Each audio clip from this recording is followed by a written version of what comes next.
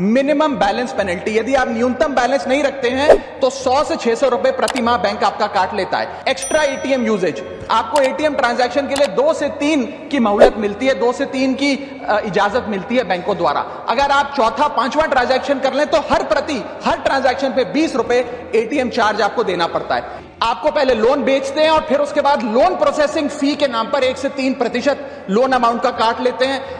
Customers की जेब काटी जा रही है और कस्टमर्स को पता भी नहीं लगता कि कितना पैसा बैंक इन नाना प्रकार के चार्जेस के चलते आम आदमी से वसूल रहा है।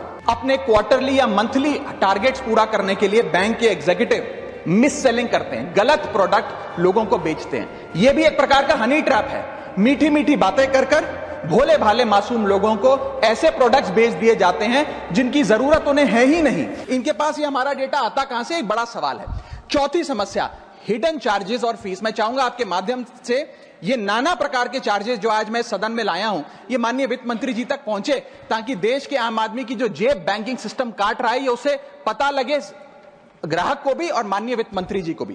पहला, मिनिमम बैलेंस पेनल्टी, यदि आप न्यूनतम बैलेंस नहीं रखते हैं तो 100 से 600 रुपए प्रति माह बैंक आपका काट लेता है। इस चार्ज को लगाने के बाद बैंकों ने वित्तीय वर्ष 22-23 में 3500 करोड़ रुपए मिनिमम बैलेंस पेनल्टी के नाम से लोगों से वसूले हैं मैडम।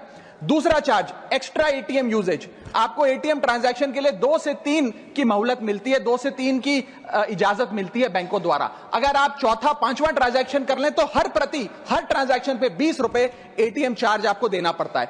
इनएक्टिविटी फी 100 से 200 रुपए सालाना, यानी कि अगर बैंक आप बहुत ज्यादा अपना अकाउंट यूज नहीं करते हैं तो बैंक इनएक्टिविटी के नाम पे भी चार्ज लगा देता है। फिर बैंक स्टेटमेंट आप मंगवाते हैं तो बैंक स्टेटमेंट इशुएंस चार्जेस के नाम पर आपसे 50 से 100 रुपए लेता है। फिर आप कहते हैं हमें एसएमएस अलर्ट के माध्यम से मेरे बैंक के खाते में क्या आ रहा है उसकी जानकारी मिले, तो एसएमएस अलर्ट चार्जेस के नाम पर भी प्रति क्वार्टर 20 से 25 रुपए आपसे लिया जाता है। ऑनलाइन पेमेंट करेंगे एनईएफटी की तो ट्रांजैक्शन फी भी ली जाती है। जबरदस्ती आपको पहले लोन बेचते हैं और फिर उसके बाद लोन प्रोसेसिंग फी के नाम पर 1 से 3% लोन अमाउंट का काट लेते हैं। और जब आपकी किस्मत ठीक चल रही हो और आप समय से पहले अपना लोन बकाया जो है उसका भुगतान करने बैंक पहुंच जाएं तो loan pre closure charges, early payment penalty के नाम पर भी बैंक आपसे पैसा वसूलता है। साधारण सा सिग्नेचर बदलवाना हो, नॉमिनी की डिटेल्स बदलवानी हो, उस चेंज पर भी 200 रुपए प्रति ट्रांजैक्शन के नाम पे बैंक आपसे पैसा वसूलता है। और डिमांड ड्राफ्ट पे ऑर्डर बनाने जाएं तो 100 से 200 रुपए प्रति डिमांड ड्राफ्ट आपसे पैसा वसूलता ही वसूलता है। यानी कि कस्टमर्स की जेब काटी जा रही है और कस्टमर्स को पता भी नहीं लगता कि कितना पैसा बैंक इन नाना प्रकार के चार्जेस के चलते आम आदमी से वसूल रहा है। मेरा पांचवा और आखिरी point madam, insurance and investment product miss selling. अपने क्वार्टरली या मंथली टारगेट्स पूरा करने के लिए बैंक के एग्जीक्यूटिव मिस सेलिंग करते हैं, गलत प्रोडक्ट लोगों को बेचते हैं। यह भी एक प्रकार का हनी ट्रैप है। मीठी मीठी बातें कर भोले भाले मासूम लोगों को ऐसे प्रोडक्ट्स बेच दिए जाते हैं जिनकी जरूरत उन्हें है ही नहीं। IRDAI, insurance regulatory development authority of India की एक रिपोर्ट बताती है कि 3.5 लाख सालाना कंप्लेंट्स में से 20% कंप्लेंट्स सिर्फ और सिर्फ मिस सेलिंग की, गलत प्रोडक्ट बेचने की उन्होंने दर्ज करी हैं। सेबी की एक रिपोर्ट बताती है कि 30% इन्वेस्टर मिसलीडिंग इंफॉर्मेशन का शिकार हैं। और म्यूचुअल फंड्स की मदर बॉडी, जिसे association of mutual fund of India कहते हैं, वो बताती है कि 23%, मैं खत्म कर रहा हूं मैडम, 23% इन्वेस्टर ऐसे हैं जिनके पास वो प्रोडक्ट्स हैं जो उनके रिस्क प्रोफाइल और फाइनेंशियल गोल से मेल ही नहीं खाते हैं। तो मैडम, मैं इन सारे जो समस्याएं बताई हैं उसके माध्यम से समाप्त कर रहा हूं। बस इतना ही कहना चाहूंगा कि ये बड़ी बुनियादी समस्याएं हैं जो आज इस देश का एक आम अकाउंट धारक, एक आम आदमी सफर कर रहा है। मैं चाहूंगा माननीय वित्त मंत्री जी इन बुनियादी सुविधाओं का, इन बुनियादी समस्याओं का समाधान दे। शुक्रिया मैडम कि आपने मुझे बैंकिंग बिल 2024 पर बात करने का मौका दिया। सर, बैंक ईंट या सीमेंट से बनी किसी इमारत का नाम नहीं है। बैंक सिर्फ किसी स्टील या एल्यूमिनियम से बने एटीएम का नाम नहीं है। और बैंक ना ही एक काउंटर से दूसरे काउंटर पर दौड़ रहे बैंक ग्राहकों की उस दौड़ का नाम है। बैंक नाम है विश्वास का, बैंक नाम है अधिकार का, न्याय का, समानता का। लेकिन पिछले कुछ वर्षों में यह विश्वास जो ग्राहकों का बैंकिंग व्यवस्था में था वो कहीं ना कहीं कमजोर होता नजर आ रहा है। और उसके कुछ बुनियादी कारण, बहुत ही बेसिक कारण आज मैं सदन में आपके माध्यम से सरकार के सामने रखना चाहूंगा। सबसे पहला, पुअर कस्टमर सर्विस। यदि आज किसी ग्राहक को सरकारी बैंक में किसी काम से जाना हो तो मान लीजिए उसके ग्रह खराब चल रहे हैं, और दिहाड़ी भी खराब होगी। कोई नौकरी पेशा आदमी हो तो ऑफिस से छुट्टी लेनी पड़ती है, कोई स्टूडेंट हो तो प्रैक्टिकल का एग्जाम मिस करना पड़ता है, यहां तक कि साधारण सी पासबुक अपडेट कराने भी जाना हो तो वो भी एक संघर्षशील सफर में तब्दील हो जाता है। मैडम, आप जब किसी सरकारी बैंक में घुसते हैं तो ऐसा लगता है कि 80 या 90 की दशक की किसी इमारत में आ गए हैं, जहां पे दीवारें उखड़ रही होती हैं, पंखा अपनी मर्जी से चलता है और लाइनें रेल टिकट से भी ज्यादा लंबी होती हैं। इसके बाद जब आप काउंटर नंबर 1 पे पहुंचते हैं तो बताया जाता है काम यहां नहीं होगा, काउंटर नंबर 4 पर जाइए। जब काउंटर नंबर 4 पे जाते हैं तो बताया जाएगा यहां पर भी काम नहीं होगा, फर्स्ट फ्लोर पर जाइए। और जब आप थके हारे फर्स्ट फ्लोर पर पहुंचते हैं तो बताया जाता है कि लंच हो गया है, लंच के बाद 2 बजे आइएगा। 2:15 पहुंचते हैं तो बताया जाता है कि लंच एक्सटेंड हो गया, अभी कर्मचारी गुलाब जामुन खा रहे हैं। यह व्यवस्था है कस्टमर सर्विस की एक सरकारी बैंक में। और आज हम जहां चांद पर पहुंच गए, यूपीआई से गोलगप्पे खरीद रहे हैं, लेकिन हमारी सरकारी बैंकिंग व्यवस्था 80-90 के दशक से बाहर नहीं आ पा रही है। अभी आरबीआई के गवर्नर ने हाल ही में एक प्रेस कॉन्फ्रेंस कर वित्तीय वर्ष 23-24 की रिपोर्ट जारी करते हुए कहा कि 95 शेड्यूल्ड कमर्शियल बैंक्स में एक साल में, एक वित्तीय वर्ष में 1 करोड़ से ज्यादा कस्टमर सर्विस से संबंधी कंप्लेंट्स आई हैं। और ये तो वो कंप्लेंट्स हैं जिन लोगों को पता था कंप्लेंट कैसे दर्ज करानी है और उन्होंने दर्ज कराई। न जाने ऐसी कितनी कंप्लेंट्स होंगी जो सिस्टम में कैद ही नहीं हुई। इसी के साथ साथ बैंकिंग कोड और स्टैंडर्ड्स बोर्ड ऑफ इंडिया का एक सर्वे बताता है कि 45% बैंक कस्टमर्स बैंकिंग व्यवस्था से डिससैटिस्फाइड है, असंतुष्ट हैं। और मैं चाहूंगा आपके माध्यम से सरकार के कानों तक ये बात पहुंचे कि डिजिटल सर्विसेज का एक कस्टमर सेटिस्फैक्शन ऑडिट कराना चाहिए सरकारी बैंकों का, कि क्या हमारी सरकारी बैंकों की वेबसाइट का इंटरफेस या मोबाइल एप्लीकेशंस सरल हैं, अच्छी हैं, या कस्टमर्स उससे त्रस्त हैं। दूसरा बड़ी समस्या है रूरल इंडिया के अंदर limited access to banking infrastructure. आइए गांव की ओर चलते हैं। मैडम, क्या हमारी बैंकिंग व्यवस्था ग्रामीण इलाकों तक पहुंच चुकी है? नाबार्ड की एक रिपोर्ट बताती है कि 50% of rural India is still suffering from lack of adequate access to banking. Financial inclusion index की आरबीआई की 2020 की रिपोर्ट बताती है कि ग्रामीण भारत में हर 100 में से मात्र 54 लोगों तक ही हमारी बैंकिंग व्यवस्था जैसे तैसे पहुंच पाई है। और 30% से ज्यादा रूरल हाउसहोल्ड आज भी ऐसे हैं जो पूरी तरीके से अनबैंक्ड हैं। और मैम, बैंकिंग की ग्रामीण इलाकों में अगर बात करें तो बैंकिंग व्यवस्था ने ग्रामीण इलाकों के साथ सौतेला व्यवहार किया है। पहले तो बैंक की ब्रांच गांव के पास नहीं है। जब वो बूढ़ा आदमी भोला भटका बैंक की 5-10 किलोमीटर दूर ब्रांच तक पहुंचता है तो पता लगता है कि बिजली गुल है। बिजली आ जाती है तो पता लगता है सर्वर डाउन हो गया है। सर्वर भी चल जाता है तो पता लगता है आधार सीडिंग में दिक्कत है, फिंगरप्रिंट मिसमैच हो रहा है, या बैंक अकाउंट की मैपिंग ही नहीं हो पा रही है। डॉक्यूमेंटेशन से लेकर कॉम्प्लिकेटेड फॉर्म से लेकर लैंग्वेज के चैलेंजेस तक ग्रामीण इलाकों में लोगों को झेलने पड़ते हैं। और सबसे ज्यादा बैंकिंग फ्रॉड भी गांव के भोले भाले आदमी के साथ होता है। इसी के चलते हमारे गांव का आदमी प्राइवेट निजी साहूकार के पास जाकर लोन लेना बेहतर समझता है, ना कि किसी बैंक के पास जाकर। और जब वे साहूकार के पास जाता है तो ना वहां पेपर वर्क होता है, एक इजियर एक्सेस होता है, फियर ऑफ बैंक और इलिटरेसी नहीं होता।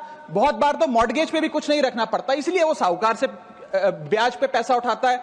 लेकिन साहूकार उसे मनमानी दाम पर वो ब्याज पर पैसा देता है। 60 से 80% सालाना का इंटरेस्ट रेट चार्ज करता है, जिंदगी भर के लिए उसकी गुलामी लिखवा लेता है और वो बेचारा गांव का भोला भाला आदमी डेट ट्रैप में फंस के रह जाता है। मेरी तीसरी बड़ी समस्या जो मैं आज आपके सामने रखना चाहूंगा वो है साइबर फ्रॉड और digital frauds in the banking sector. Cyber frauds वर्ष 2023 में 75,800 घटनाएं सामने आई जो कि कंप्लेंट्स दर्ज हुई। वर्ष 2024 आते आते 75,000 से बढ़कर यह आंकड़ा 2,92,000 हो गया, यानी कि 285% के बैंकिंग फ्रॉड्स की घटनाओं में इजाफा देखा गया। और 2100 करोड़ रुपए लोगों के इस बैंकिंग फ्रॉड के चलते जीरो हो गए, शून्य हो गए, उनका नुकसान हो गया। और सबसे ज्यादा कंप्लेंट्स इसमें यूपीआई रिलेटेड बैंकिंग फ्रॉड्स की आई हैं। मैडम, मैं आपको बताना चाहूंगा कि मनी थेफ्ट के साथ साथ उतना ही जरूरी है डेटा थेफ्ट। जब आप बैंक को पूरे विश्वास के साथ अपना डेटा देते हैं, अपना पैन देते हैं, अपना नाम, एड्रेस, डेट ऑफ बर्थ, तमाम चीजें देती हैं, क्या बैंक आपके डेटा को सुरक्षित रख पाता है? क्या बैंक वो जाने अनजाने में या डेटा चोरी के माध्यम से वो सारा हमारा डेटा मार्केटिंग कंपनियों के पास, क्रेडिट कार्ड कंपनियों के पास, लोन देने वाले, फ्लैट बेचने वाले लोगों तक नहीं पहुंचता? एक रिपोर्ट के मुताबिक 2019 में एसबीआई के 3 million customer account data leak हो गया और तमाम बैंकिंग हिस्ट्री लीक हो गई। 2021 में मोबीविक का 8.2 TB का केवाईसी डेटा ही लीक हो गया। 2021 में एक पेमेंट गेटवे जस्टपे का 100 मिलियन क्रेडिट कार्ड की पेमेंट डिटेल्स और रिकॉर्ड्स लीक हो गई। अब ये लीक है कि जाने अनजाने में डेटा शेयरिंग है, यह फैसला मैं आप तक छोड़ता हूं, लेकिन आपको इस डेटा लीक का भुगतान करना पड़ता है, आपको उसको भुगतना पड़ता है। और उसका सबसे छोटा सा उदाहरण है कि आए दिन आपको आपके बीवी, आपके माता पिता, आपके घर वाले फोन करके आपका हाल पूछे ना पूछे, मार्केटिंग कॉल्स वाले आपको रोज फोन करके कहेंगे कि आपका क्रेडिट कार्ड अप्रूव हो गया, आपका लोन अप्रूव हो गया, हमसे फ्लैट ले लीजिए, हमसे फलानी चीज ले लीजिए। इनके पास ये हमारा डेटा आता कहां से, एक बड़ा सवाल है। चौथी समस्या, हिडन चार्जेस और फीस। मैं चाहूंगा आपके माध्यम से ये नाना प्रकार के चार्जेस जो आज मैं सदन में लाया हूं, ये माननीय वित्त मंत्री जी तक पहुंचे, ताकि देश के आम आदमी की जो जेब बैंकिंग सिस्टम काट रहा है, ये उसे पता लगे, ग्राहक को भी और माननीय वित्त मंत्री जी को भी। पहला, मिनिमम बैलेंस पेनल्टी। यदि आप न्यूनतम बैलेंस नहीं रखते हैं तो 100 से 600 रुपए प्रति माह बैंक आपका काट लेता है।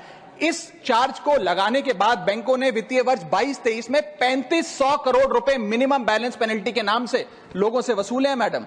दूसरा चार्ज, एक्स्ट्रा एटीएम यूजेज। आपको एटीएम ट्रांजैक्शन के लिए 2 से 3 की मोहलत मिलती है, 2 से 3 की इजाजत मिलती है बैंकों द्वारा। अगर आप चौथा पांचवां ट्रांजैक्शन कर लें तो हर ट्रांजैक्शन पे 20 रुपए एटीएम चार्ज आपको देना पड़ता है। इनएक्टिविटी फी 100 से 200 रुपए सालाना, यानी कि अगर बैंक आप बहुत ज्यादा अपना अकाउंट यूज नहीं करते हैं तो बैंक इनएक्टिविटी के नाम पे भी चार्ज लगा देता है। फिर बैंक स्टेटमेंट आप मंगवाते हैं तो बैंक स्टेटमेंट इशुएंस चार्जेस के नाम पर आपसे 50 से 100 रुपए लेता है। फिर आप कहते हैं हमें एसएमएस अलर्ट के माध्यम से मेरे बैंक के खाते में क्या आ रहा है उसकी जानकारी मिले, तो एसएमएस अलर्ट चार्जेस के नाम पर भी प्रति क्वार्टर 20 से 25 रुपए आपसे लिया जाता है। ऑनलाइन पेमेंट करेंगे एनईएफटी की तो ट्रांजैक्शन फी भी ली जाती है। जबरदस्ती आपको पहले लोन बेचते हैं और फिर उसके बाद लोन प्रोसेसिंग फी के नाम पर 1 से 3% लोन अमाउंट का काट लेते हैं। और जब आपकी किस्मत ठीक चल रही हो और आप समय से पहले अपना लोन बकाया जो है उसका भुगतान करने बैंक पहुंच जाएं तो loan pre closure charges, early payment penalty के नाम पर भी बैंक आपसे पैसा वसूलता है।